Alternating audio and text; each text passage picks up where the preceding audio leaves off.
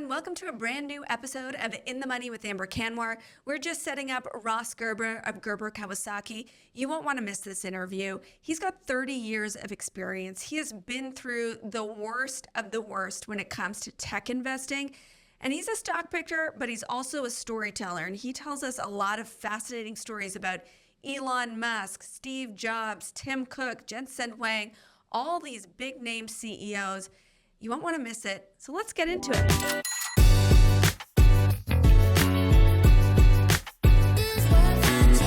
The information provided in this podcast is for informational purposes only and does not constitute financial, investment, or professional advice. The views expressed by the host and guests are their own and do not necessarily reflect the opinions of any organization or company. The host and guests may maintain positions in any securities discussed on the podcast. Always consult a qualified financial advisor or professional before making any investment decisions. This episode is sponsored by BMO Investor Line.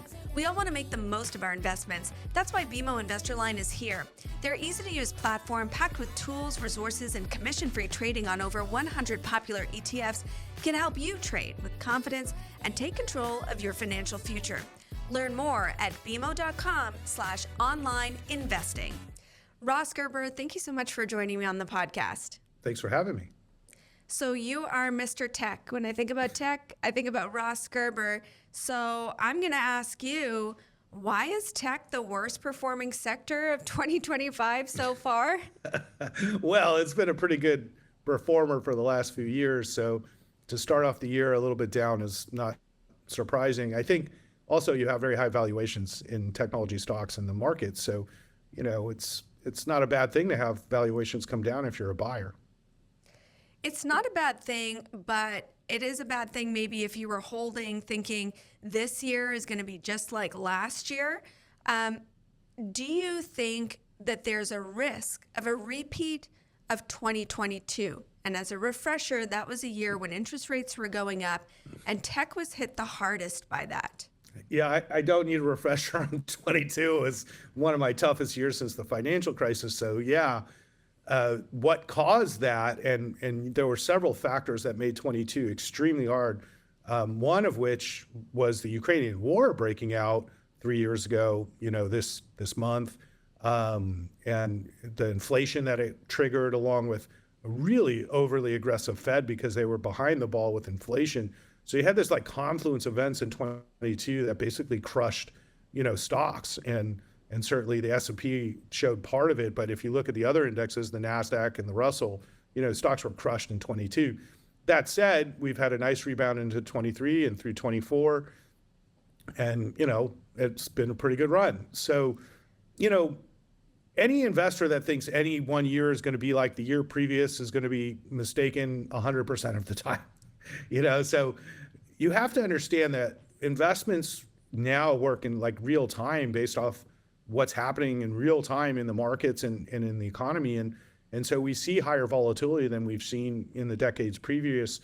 And so the certainty that people expect when there's high valuations is a false certainty. When you have lower valuations, you can have more certainty of return. So it's very hard to predict, where markets will go on any short-term period of time. But what matters the most is whether earnings are going up in the companies we own. And so far, that looks like it's going to be pretty good for this year. Well, let's talk about that. You mentioned valuations, and I feel like that's people's favorite excuse about why they don't like a tech stock that's up 300% over the last year. I feel like, and I think the data mets this out, is that valuations is not always the best predictor of returns when you're talking about investing in tech. How do you think about that? I think you don't manage $3 billion like I do. So it's extremely stressful when you lose, let's say, $100 million in a week. And so valuations matter a ton, actually. And, we argue about this a lot in the firm because let's say you like a stock that has 100 PE or 150 PE like Tesla, and you're like, oh, Tesla can just go higher and higher. That's not true. The earnings have to go up over time for a stock to go up over time. And when I say over time, let's say over 5 to 10 years. So when you look out like today and you say, what will earnings be in 5 years? It's very hard to predict. But if earnings growth, let's say, averages 20% a year for the next 5 years, if your PE is very high, it's already taking into account that expectation. But if your PE is more nominal or lower, your return potential is substantially higher. And that's how I've made money like over 30 years in the stock market, is actually through earnings growth and PE expansion in the companies I own versus buying high PE stocks, hoping that earnings will continue and the PE won't shrink. So it's much harder to make money if you pay more for something than if you pay less for the same level of growth. I mean, it seems like that would make sense. You sound like somebody who's more cautious on the tech sector, maybe a little bit more selective given how big the sector has become. Cautious isn't the right word because I'm overweight technology and I own Bitcoin, for example. It's more that if I own Nvidia, which is one of my top holdings, let's say, and Nvidia historically is traded at, let's say, a 40 to 45 price earnings ratio, and it's grown its earnings by a rapid amount, well over 100% over the last several years. And so it's very hard to value Nvidia right now. But at 30 or 35 forward PE with a 40 average PE over time and growth rates that are through the roof, Nvidia is cheap in my mind, but you can say, oh, it's worth $3 trillion or whatever. But I'm like, they're making like, 15, $20 billion a year profit and growing very rapidly. And they have a monopoly on one of the most important technologies in the world. So what you might pay for something, then you've got companies like cybersecurity where valuations are ridiculously high compared to the earnings the owners get. And it's a much harder sector to invest in and much more volatile. So how you value a tech stock is very much related to its history, its growth rate, and what its future brings. Let's talk about Nvidia in isolation. Obviously, the poster child for AI enthusiasm, one of the main beneficiaries of spending for artificial intelligence because you need their chips in order to enable a lot of the technology. I'd love to get your thoughts on whether we actually need their chips because DeepSeek was able to do something with kind of lower grade chips. But generally, if there is a bear case, it's this idea that, people are overestimating the amount of the demand that is going to be necessary. And there's a risk that we're going to overbuild. We're getting too enthusiastic about AI and that we're going to overbuild. And Nvidia is not going to be able to keep doubling or keep its momentum up. When you look at AI models like DeepSeek, it's really a fraud. DeepSeek doesn't actually use its own proprietary AI. In a way, it's like advanced search. And this concept of reasoning models versus the original, like ChatGPT models. And we've tested this now extensively, and it's crap. It's crap because it's pulling data from bad sources quickly to give you answers because it doesn't have access to really good data. And that's really what matters with intelligence, is how good your data is. Like, for example, if you're somebody that is really smart, but you only read the tabloids, how good is your intelligence, right? And so reading the New York Times and the Wall Street Journal every day would probably give you better intelligence about, let's say, business news than reading Twitter, for example. So social media data feeds, for example, aren't very good in my mind when you're building like accurate data models versus, let's say, traditional media sources, which I think have a lot more journalism and a lot more data, or encyclopedias and things like that. So what I think is if you're really going to build intelligence, you actually need a ton of chips and what we call accelerated computing, which is what Nvidia has sort of shepherded. It's not really just about running large language models and answering simple queries. It's really about building a database like on your Salesforce, for example, or on your Bloomberg that can really be intelligent based off what you actually use it for and the knowledge that you need to be successful in your, let's say, career. And so right now, we're literally at the beginning of this massive revolution of intelligence where even chat, which I still think is the best model overall, and I use Perplexity a lot too, but chat is the best overall, and it still doesn't really know anything about the stock market. So if you ask any of the AIs any like tougher financial like work, it can't do it yet. It just doesn't have the data. So we're just at the beginning, and Nvidia, there is no second to Nvidia. If you're going to compete in the future, and this is not only for national security, but it's also for business dominance, having accelerated computing data data centers is going to be the key to advanced computing and really teaching all of our computers and devices to be much smarter. And we were just joking about Siri before the show about how dumb Siri is and how annoying it is. Like, imagine if Siri was actually helpful. So, we're just at the beginning. So here's a question. What is your general time horizon? How nimble are you? How quickly are you in and out of stocks? Well, I started investing when I was a kid, and I still own some of the same stocks. And so I think a really good stock picker picks a stock they don't have to sell. It's there's only a few of them that I've owned over like the majority of my career, like Apple. What are they? Like I've owned Apple my whole career. I've owned Disney my whole life, for good or for bad. It's had a little bit of a bad run the last 5 years, but I think they're going to get back on track. I've owned Nvidia for over a decade, and Tesla for over a decade, Bitcoin for over a decade, and Netflix as well. So those have been some of my biggest winners as far as like just massive returns, 100 times my money returns, which very few investors have done with millions of dollars. So hence, I guess why I am where I am. But so there's only a few companies that are so well managed through thick and thin and good and bad markets and financial crises that you don't have to sell and you can hold forever. And Microsoft's another one of those stocks too. I haven't owned it as long because of Ballmer. I didn't own it during the Ballmer era, but after Ballmer, I invested in Microsoft and Google as well. So there's opportunities even if you're late, but if you own these great companies over time, they're going to produce very, very good returns for you. And there's not that many.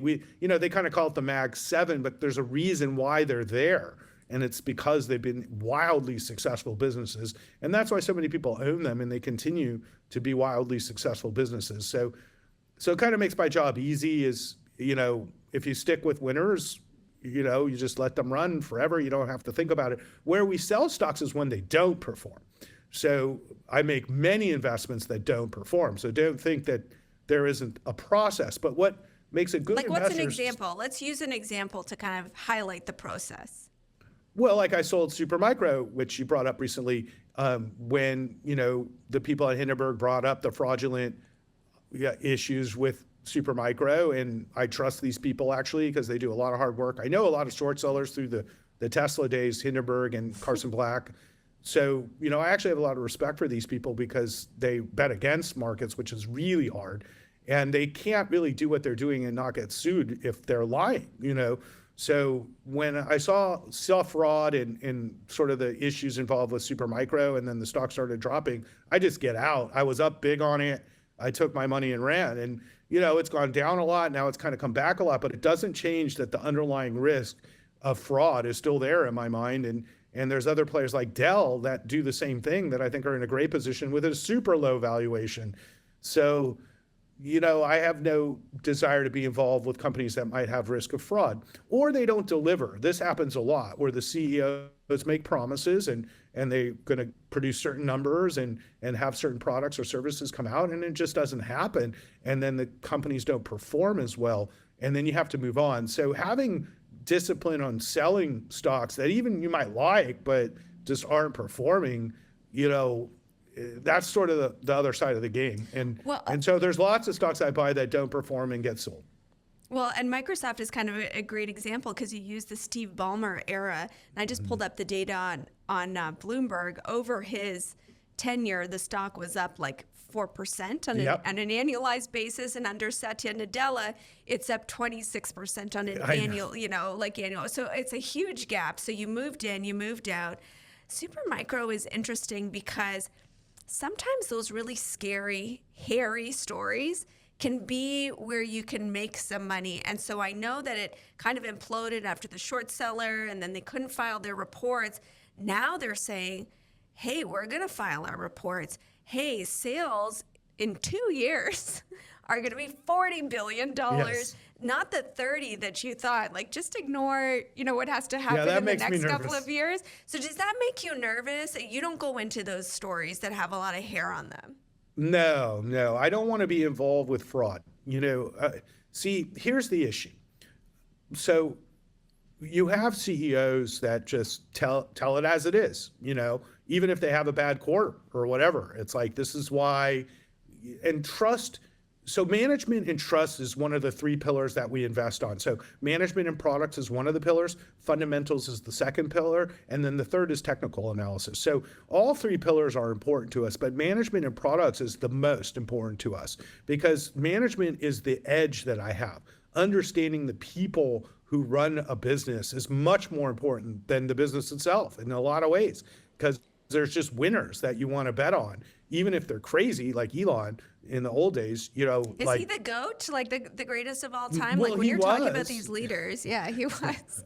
He was, but like many goats, they have their time and then their time passes. And, Elon's one of them, just like Who's the Tiger new Woods. GOAT? Who's the new GOAT? Well, Jensen Huang at Nvidia is GOAT like 1,000 times. I watched these interviews with this guy. He's like, I don't eat, I don't sleep, I work, 24 hours a day on Nvidia, like all he cares about. He'll die for Nvidia. So I want to invest with people like Jensen, and that's what I do. Like Satya, when he took over Microsoft, we were like, well, it's about time somebody who knows how to run something takes over, and Ballmer buys the Clippers, which was so appropriate, like Ballmer running the Clippers is just like when he ran Microsoft, and he built this $2 billion stadium for no reason. But that said, I bet on Tim Cook. When Steve Jobs died, I was telling the story the other day. When Steve Jobs died, I was a big Apple investor, and it was one of the hardest things ever because he lied about being sick with cancer and nobody knew. And the next thing you know, it was like, oh, I'm dying. And 3 months later, he was dead, and it was crushing. Like, I can't even, like most investors don't remember this, but like it was crushing, it was over a decade ago. And clients were calling me, that was our top position, like, are we selling Apple? Like Steve was the guy. And I was like, look, Tim Cook has been sort of like made for this job. And like, let's just give him a chance. I'm not a huge fan in the sense of he's not Steve Jobs, but he's been working with Jobs and he knows how to run this company. So Jobs seeded Apple with so much innovation. It wasn't until recently where he kind of ran out of Steve Jobs' innovations to promote. And Tim Cook's done a wonderful job at Apple, a wonderful job. And I'm sometimes critical of him because he can't innovate anything, but he's executed brilliantly. And that's kind of what Tesla needs right now. Like if Tesla had a CEO that just executed on Elon's vision, I think it'd be the same thing as Apple. Like I would be much more bullish on Tesla if they had a CEO, but they don't. That's so interesting, because everybody, I think, put a lot of pressure on Tim Cook to be the next Steve Jobs. And he's not that. In many ways, he's the total opposite of that. But he's a relentless operator, right? The wheels don't really fall off of Apple. You could say, fine, they're not innovating, but the wheels are not falling off. And the products are great. The products are great. They're a cash flow machine. Right. So is that good enough for you to hold Apple? Like, are you done? Have you put the dream to rest that they're going to innovate? And is this good enough? No. In fact, Apple has a lot of opportunity in the AI era, as we all will need new AI devices at some point that can run much higher levels of computing on our desktops and laptops for security, really. Because, when you start running all your pictures through AI, do you really want that held on a server somewhere versus on your device? And so your device has to have a certain amount of power to run AI on it. So there's an upgrade cycle that hasn't started yet for Apple, which I was hoping would start already. That's going to happen over the next, let's say, 5 years as everybody moves to much better devices. But because we trust Apple with our privacy, this will allow AI to be much more personal for what we need it for. Like, can you please pull up all the pictures from my birthday over the last decade because I want to watch them all, at once. Well, Apple can't come close to doing that today. It's starting to get more intelligent. Like you can pull up pictures from Hawaii because it has the location saved, but it's going to learn everything. Now, do I want that on iCloud or on some server in China? No, absolutely not, which is another issue with DeepSeek, is that it's basically a Chinese government tool. But besides, that, I think Apple has a place in people's lives that no other company has, and it's not going to be usurped by anybody. Absolutely. We're going to dig into specific questions on stocks, but before we do, love for you to address sort of the number one bear thesis on tech stocks broadly. People love to make comparisons between now and 2000, and particularly looking at, there's all kinds of metrics that they use. One that I'll just pull out is like the concentration, the percent that the major tech stocks make up of the index is now higher than it was in 2000, when there was all this excitement over the internet. You've been doing this for 30 years. So like you've lived through all the cycles. So I was there. So you were there and you came back, Yeah. you didn't let it burn you. Like, what do you say to that? How do you think about it? What gets you through that fear, if you have any? Well, .com, and I certainly lost in 2001, and September 11th also was in that period of time, and 2000 meltdown was difficult, and then that bear market was 3 years. It was 2000 to 2003, so it was the longest bear market that I've ever lived through. It was 3 down years in a row. It was brutal. And after 2 years, I remember saying like, oh, it's never been in 3 years, we should buy stocks. And then it was like a third year, right? And then we invaded Iraq in 2003, and I was like, all right, this is bullish, and I went all in 2003, and it paid off for the next few years, and I made back my money. So that was a tough time. But when you look at, I used to go to these meetings in 99, okay? Now, to put it in perspective, the difference between .com, everybody was worried about Y2K. I don't know if you remember, if you were there. But I do. Yeah, my lights were on. Okay. The lights stayed on. You look young, so you might have been like a kid. But it was this idea that all our computers were just going to like break because of this. Yeah. And I would like go on my Microsoft and go, I don't see why this won't work tomorrow. So we didn't buy into Y2K, and we kept investing. And from June of 99 to December of 99, the NASDAQ doubled. The entire market doubled. Now, I literally tell this in meetings, guys, imagine if the stock market over the next 6 months doubled. Okay, nobody can imagine that. I mean, I managed $3 billion. Imagine, I would make billions for my investors if that happened. That was the kind of money that was being made in .com. And I was young at the time, so I didn't have a ton of money, and I ended up making a decent amount of money during .com, but today, if that happened, oh my God, I would be very happy. But it wasn't based off earnings. It was based off hope. And I always use this story. I went to this company, it was called Net Zero. And it was basically, we're going to give you like free internet. And I was in this like roadshow meeting, and I remember saying like, oh, well, if you don't charge for internet, like, how do you make money? And like, how do you value the company? And they're like, oh, we're not worried about making money. We're going to give away the internet and we'll figure it out later. And the valuation is based off hope. So it's like a price to hope ratio. And I remember them saying this, and I was like, I'm out. They didn't say that. They didn't explicitly say it's a price to hope. They said it was a price to hope ratio. Stop. Oh my God. Yeah. If ever there was that's a why I sell tell the signal. story, because I was like, it would remind me of when I was in the mortgage crisis, like during financial crisis. The firm I was working with was through AIG, unfortunately.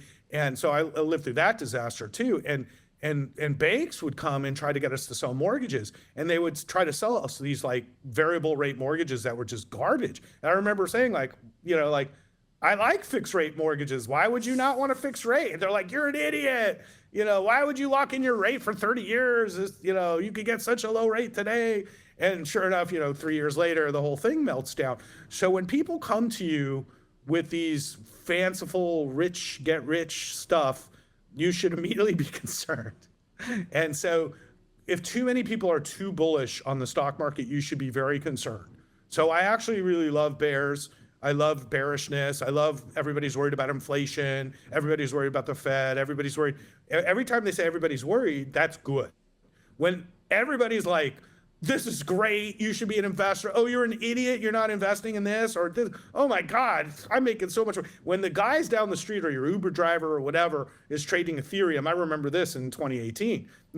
I got an Uber, this guy's trading Ethereum while he's driving me, and I was like, dude, what are you doing? You're an Uber driver, like pay attention to the road. He's like, oh, have you seen Ethereum, this and that? I was like, sell, so you got to really look at sentiment and be concerned, because there's no better predictor of future markets than sentiment. I think that's a contrary. It's a contrary indicator. It definitely is, and like, yeah, fine. You could use the percentage as a comparison, like I just did. But then you look at other areas of frothiness, like where are the IPOs? We might see them this year.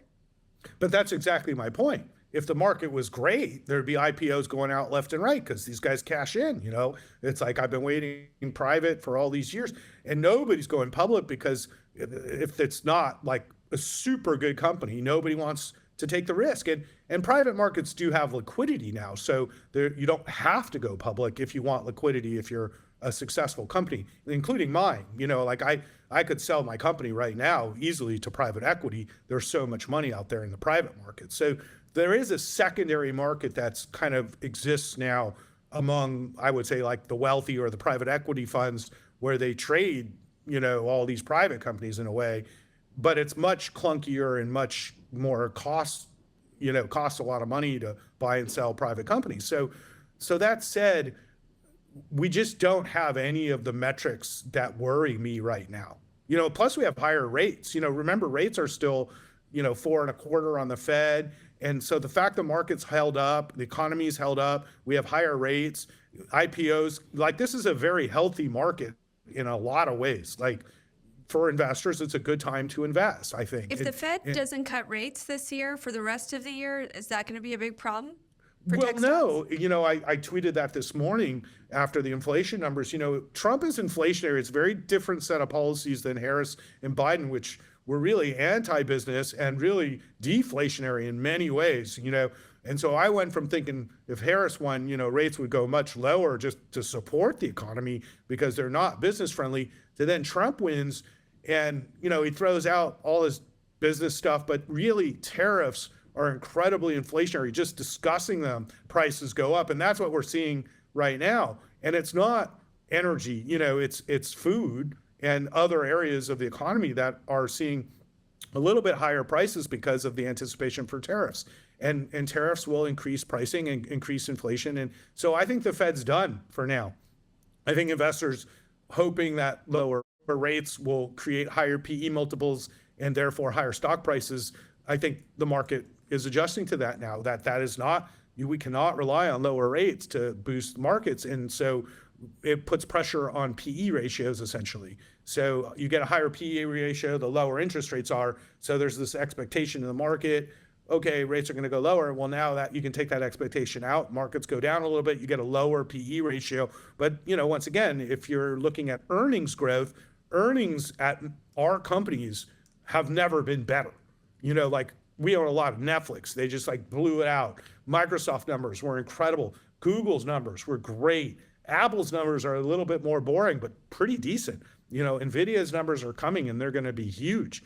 So when you actually look at profits more than, valuations, profits are strong and that will support the market. So if the thought process is that earnings are not going to grow, we'll see a bear market.